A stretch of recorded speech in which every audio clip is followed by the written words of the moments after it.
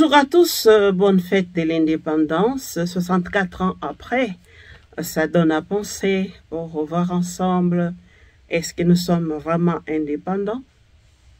Ou bien il y a encore des choses. Et là, ça renvoie à la conscience de chacun de nous pour que nous puissions nous engager pour notre patrie. Je suis venue aussi avec quelques nouvelles. Avant d'abord de vous donner ces nouvelles de l'Église, je remercie tous ceux qui se sont abonnés. Bienvenue aux nouveaux abonnés. Et ceux qui ont demandé les leurs de s'abonner. Je remercie notre frère qui a envoyé la vidéo à l'honorable Viviane. J'espère que la personne se reconnaît. Je ne vais pas citer son nom ici, se reconnaît. Un grand merci. C'est une façon aussi de nous soutenir. En envoyant la vidéo à d'autres, on nous soutenir. En tout cas, un grand merci. Si je cite votre nom ici, tout de suite là, on va vous localiser, ce qui n'est pas bon. Voilà, merci beaucoup aussi à ceux qui ont cliqué j'aime, parce que quand vous cliquez j'aime, vous nous protégez par rapport à des personnes qui ont des mauvaises intentions, parce que quand YouTube voit qu'il y a beaucoup de j'aime et c'est beaucoup regardé, il peut aussi proposer la vidéo à d'autres personnes.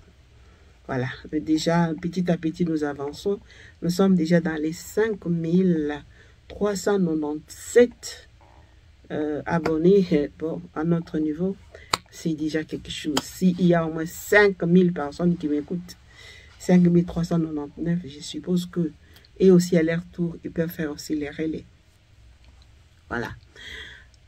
Hier, je vous ai proposé les nominations des évêques dans les différentes commissions de la SENCO. Disons que la SENCO a 12 commissions et dans chaque commission, il y a un évêque et les évêques membres. Alors, quelqu'un disait pourquoi un évêque se retrouve dans des commissions, au même moment il est à l'ICC, après encore il est aux affaires juridiques. Oui, là il est simplement membre, dans l'autre commission il est président. Donc un évêque peut se retrouver dans des commissions, mais il ne peut pas être au même moment président de des commissions. Il peut être membre dans une des commissions, mais président dans sa commission. Ça peut se faire. Voilà, je pense que j'ai répondu à cette question. Quelqu'un disait que oh, on a nommé le président de la SENCO, c'est fini avec les cardinals. C'est quoi? Qu'est-ce que cela signifie, c'est fini avec les cardinals? Les cardinals, c'est un prophète, il parlera quand c'est nécessaire.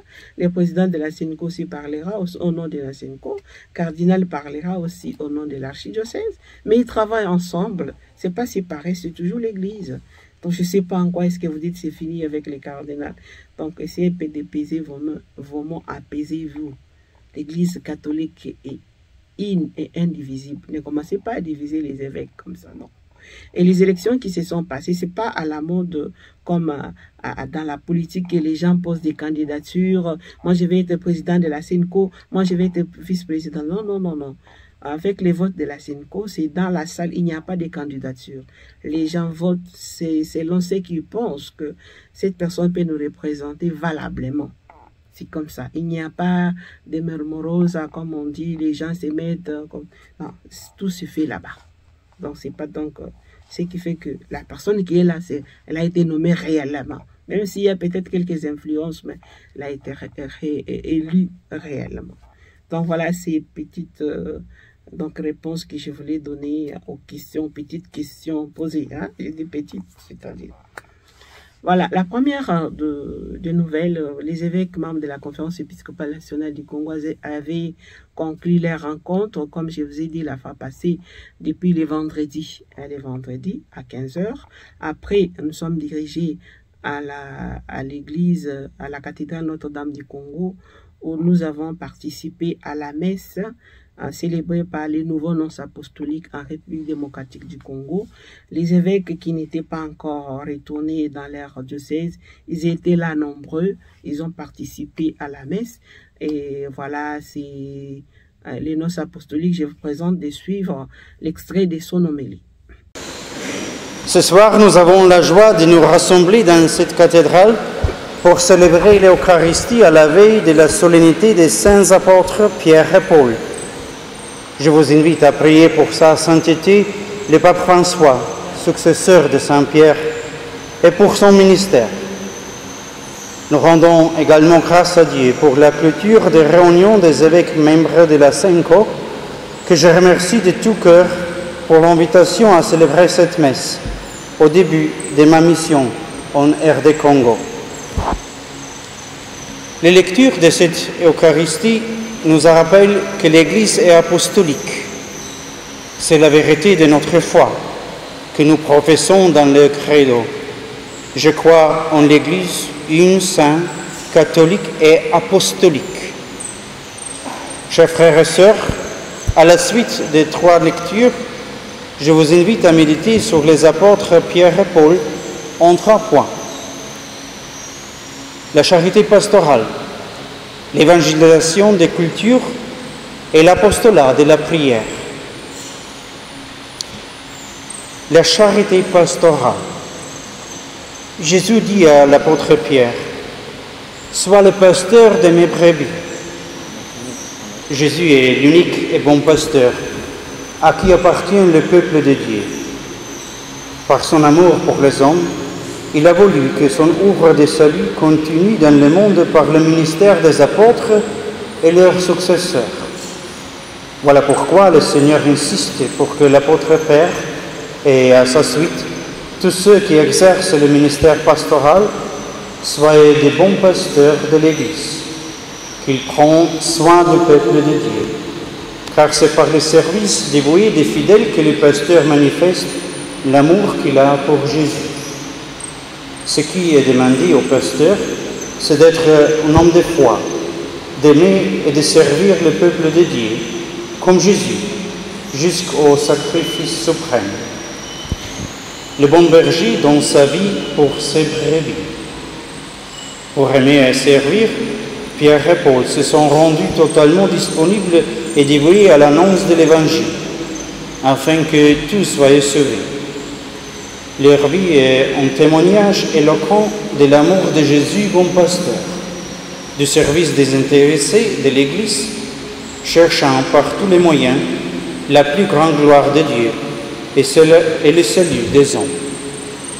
À nous tous, pasteurs de l'Église, Pierre adresse cette exhortation qui nous aide également à faire examen de conscience. Puis, paissez le troupeau de Dieu qui vous est confié, veillez sur lui, non par contrainte, mais de bon gré, comme Dieu le veut, non par une misérable cupidité, mais de bon cœur, non en dominant sur eux qui vous sont confiés, mais en devenant les modèles du troupeau. Et quand paraîtra le chef des pasteurs, vous recevrez la couronne de gloire qui ne se flétrit pas.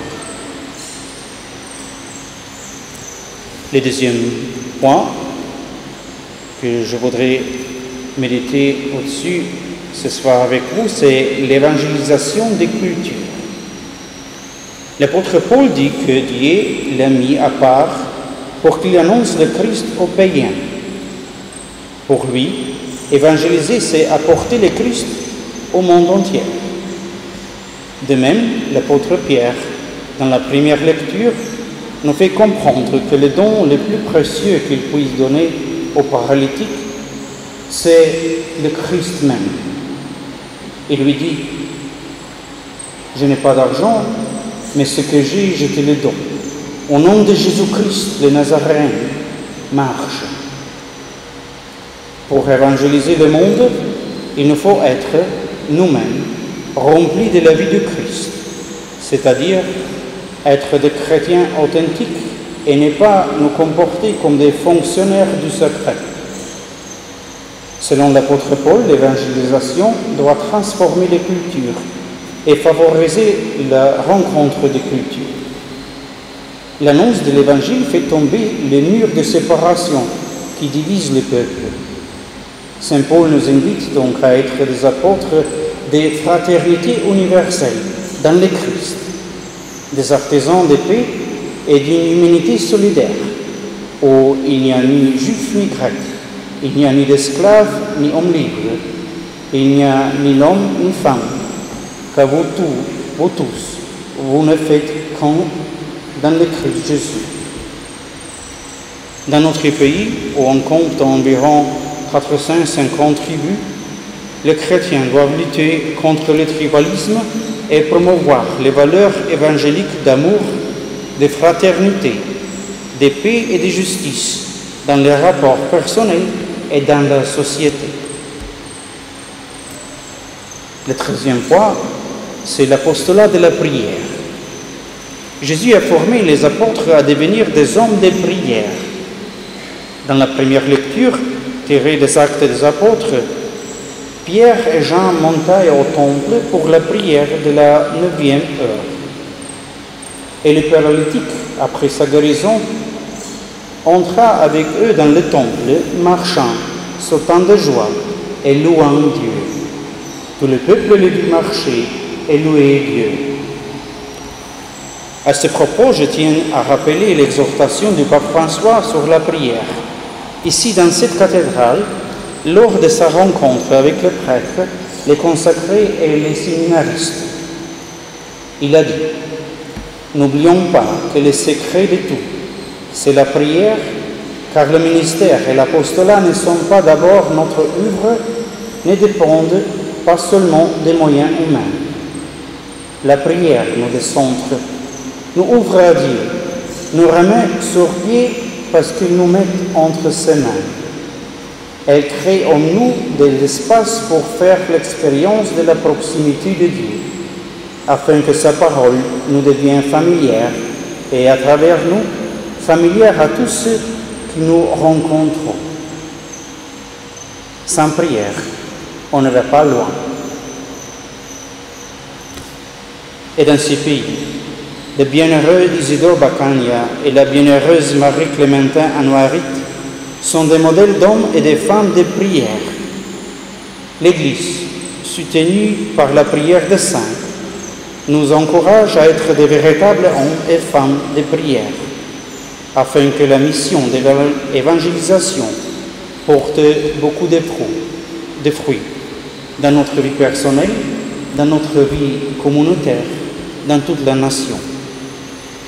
Que la Vierge Marie, Mère des apôtres et Notre-Dame du Congo, intercède pour l'Église et la République démocratique du Congo. Amen. Mais avant la fin de la messe, le cardinal Fridolin Ambongo a pris la parole. Je vous invite, c'était vraiment un discours émouvant. Je ne fais pas des commentaires. Vous-même, vous allez vraiment trouver, donc vous allez commenter de votre manière. Suivez aussi le cardinal Ambongo. L'honneur m'échoit, à la fin de cette célébration eucharistique, de vous souhaiter la bienvenue ainsi qu'un fructueux mandat comme nonce apostolique dans notre pays. Vous vous rendez déjà compte de l'hospitalité, de la générosité, de la joie de ce peuple. Puis c'est cette terre qui vous accueille en ce jour, devenir aussi la vôtre et consolider vos pas vers de meilleurs horizons. J'ai saisi cette occasion pour exprimer la gratitude de toute l'Église Famille de Dieu qui est à Kinshasa et en RD Congo à l'égard de sa sainteté le pape François, qui vous connaît, qui vous apprécie et qui vous a choisi pour venir dans ce pays. Merci à sa sainteté pour sa sollicitude à l'égard de notre pays et pour son choix porté sur vous. En cette veille de la fête des apôtres Saint-Pierre et Paul, j'implore le Seigneur pour que son leadership demeure sans cesse éclairé, participatif et vigilant, afin qu'il pèse sur de verdoyants et ruisselants pâturages le troupeau qui lui est confié. Excellence, Monseigneur le nonce apostolique, vous venez d'achever votre mission dans un pays, l'Irak. Un pays également meurtri par la guerre, à l'instar de la République démocratique du Congo que vous découvrez.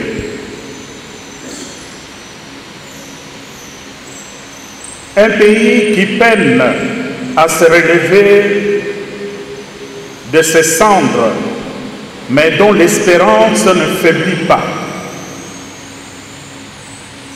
Par un clin d'œil de la Providence, cette riche et dense expérience en Irak, un pays difficile, vous a suffisamment préparé à affronter les défis multiples de votre nouvelle mission au Congo. Comme vous le savez, la RD Congo fait face à des défis multiples et gigantesques. Mais la RD Congo, votre nouveau pays de mission, demeure également une église rayonnante, une église foisonnante et dynamique, dotée d'une quasi incomparable fécondité théologique, spirituelle et pastorale. Bref, contrairement à l'Irak, un pays essentiellement musulman, la RD Congo que vous découvrez est un pays où la foi, sous toutes ses formes, la foi chrétienne et particulièrement la foi catholique, se développe et ça se vit, ça se rencontre partout où vous irez.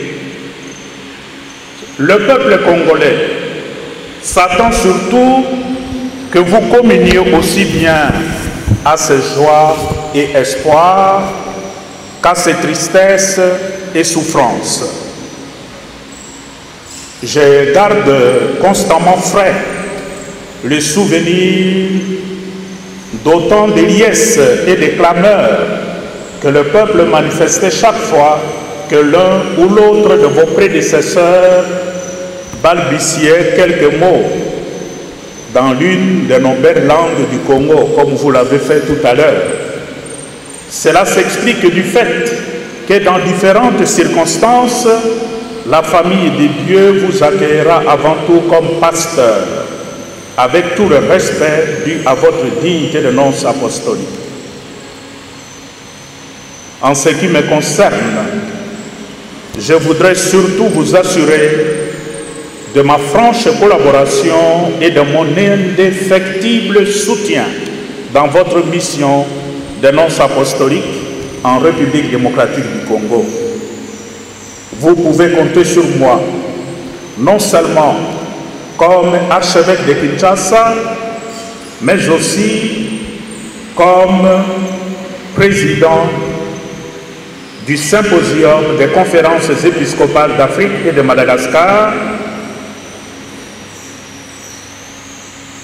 et aussi comme membre du conseil de 9 cardinaux de sa sainteté, le pape François.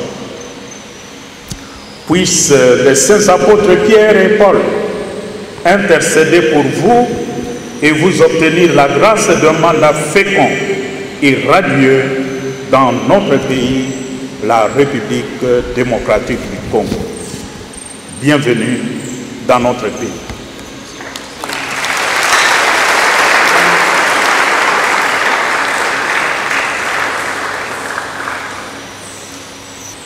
Panego Boboto. Dans mon mot, j'ai parlé du changement intervenu à la tête de la SENCO. Je crois que tout le monde est intéressé à savoir qui est le président sortant et qui est le président entrant, ne fût-ce que par curiosité. Depuis 8 ans, notre conférence a été présidée par son Excellence Monseigneur Marcel Outembi, archevêque de Kisangani, qui a terminé aujourd'hui son mandat en tant que président. C'est pour nous l'occasion de lui exprimer toute notre gratitude pour le service rendu avec dévotion à la tête de notre conférence épiscopale. Monseigneur Marcel.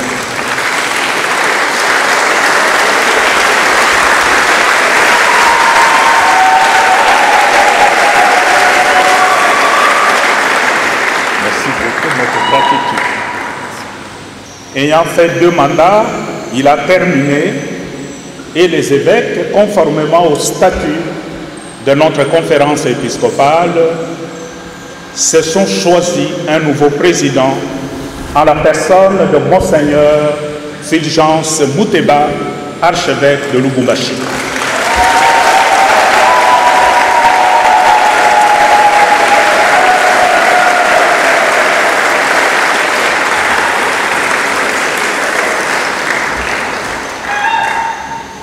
À Monseigneur Fulgence Mouteba et à son équipe de la présidence, nous leur souhaitons bon ministère à la tête de la SENCO, au service de l'Église catholique au Congo, et ils peuvent compter sur nos prières.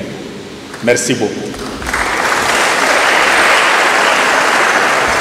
Une autre nouvelle, l'évêque de Boma, José Claude, a célébré ses 3 ans d'épiscopat. Alors je vous invite à suivre le vrai bonheur tout au long de son voyage terrestre et son épiscopat. Voilà, pour ceux qui ne connaissent pas, c'est notre Père. Joyeux anniversaire d'épiscopat à son Excellence Monseigneur José Claude Mbimbimbamba, évêque des Boma. Sacré le 27 juin 2021 à l'esplanade de la cathédrale Notre-Dame de l'Assomption par son éminence le cardinal Fridolin Ambongo et succédant à son Excellence Monseigneur Cyprien Bouka. Monseigneur Tamboué, archevêque métropolitain de Kananga, a reçu les palliums des mains du pape François le vendredi 29 juin 2024. Les palliums, donc, c'est le pape qui donne ça au cours de la messe de Saint-Pierre et Paul. Chaque année, les archevêques donc, qui ont été nommés à ces moments-là, ils doivent aller à Rome pour recevoir les palliums. Les palliums, c'est l'habit que les archevêques portent disons, au cou pendant des moments de grandes célébrations eucharistiques. Donc, nous pouvons dire tout simplement que les palliums, c'est les gestes liturgiques par lesquels les archevêques métropolitains reçoivent un signe distinctif de la main du pape qu'ils portent durant les célébrations solennelles, comme je l'ai dit. Et ces palliums dont l'usage remonte déjà depuis le 6e siècle, donc depuis le 6e siècle, est porté donc, sur les chasubles. L'archevêque porte les chasubles, après il met au cou ces palliums-là, comme vous voyez ici, ça c'est les palliums. Disons, c'est une pièce d'étoffe blanche marquée de 5 croix noires. Et la laine pour les confectionner provient d'agneau. Et l'agneau là est béni. Elle est bénie par les papes les jours de la Sainte Agnès. C'est le jour de la Sainte Agnès qu'on bénit ça pour fabriquer les palliums. Et avant de remettre à l'archevêque les palliums, on dépose d'abord les palliums, donc sont placés à la confession de Pierre et Paul, à Rome, pardon. Les palliums, disons, est le symbole d'une communion étroite. Ça marque la communion étroite entre les papes et l'archevêque, c'est-à-dire l'archevêque dans son diocèse. Il faut souligner alors, Monseigneur Félicien Tamboué, le nouveau archevêque de Kananga, a reçu ce pallium. Au Congo, nous avons donc 6 archevêques qui représentent les provinces ecclésiastiques. Ce sont les 6 là qui portent le pallium. Il y a le cardinal Ambongo, Monseigneur Félicien Tamboué de Kabinda, Et puis, il y a Monseigneur Ernest de Mbanakabiko. Il y a l'archevêque de Lubumbashi, le président de la SENCO, Fulgence Muteba. Il y a l'archevêque de Kisangani, Monseigneur Marcel Otembi. Et l'archevêque de Bukavu, donc Xavier Maroy. Donc, ce sont eux les archevêques qui portent ces palliums-là. Voilà ce que je peux dire. Et hier, les 30, donc les 29 hier, chez les filles de Saint-Paul, c'était aussi la profession religieuse. Les 3 jeunes sœurs qu'on appelle première profession. Il y a la sœur Judith, la sœur Gloire et la sœur Sidonie. C'est une façon aussi que vous priez pour elles. Elles ont fait lever pour une année. L'église est toujours prudente. Il donne la possibilité aux gens de renouveler. Après une année, elles vont renouveler pendant 5 ans. Si elles se sentent pour faire lever perpétuel pour toujours, ils peuvent le faire. Comme nous avons déjà fait ça. Et puis, l'église aussi regarde. S'il voit que bon, pour telle personne, ça ne va pas, on peut aussi lui demander de retourner à la maison. Donc voilà ce que je pouvais dire. Voilà, je pense que pour aujourd'hui, nous allons nous arrêter ici dans l'espoir de nous retrouver prochainement. Et là, nous allons ensemble encore apprendre au fur et à mesure des nouvelles de notre Église. Merci de nous avoir suivis. Au plaisir de nous retrouver bientôt avec d'autres nouvelles de l'Église. Likez, cliquez j'aime et puis partagez la vidéo à d'autres et demandez-leur de s'abonner pour agrandir notre famille virtuelle. Merci et au revoir.